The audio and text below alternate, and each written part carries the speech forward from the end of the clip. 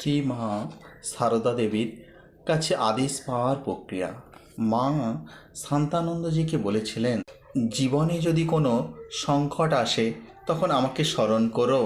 নিজেকে অন্য লোকদের থেকে আলাদা করে খুব কষে অনেক অনেক জপ ধ্যান এবং প্রার্থনা করো এবং আমাকে জিজ্ঞাসা করবে, মা কী করব?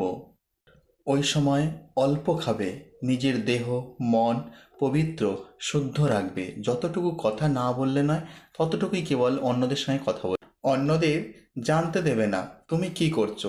এইভাবে এক মনে সাধনা আর প্রার্থনা করে যাবে, কখনো ধৈর্য হারা হবে না। যদি দেখো আমার আদেশ পেতে ও উত্তর পেতে দেরি হচ্ছে, তবুও ধৈর্য হারা হবে না। যদি দেখো কোনো উত্তর আসছে না, তাহলে যেন তোমার মন এখনো সেই স্তরে আসেনি যাতে তুমি আমার আদেশ পাও।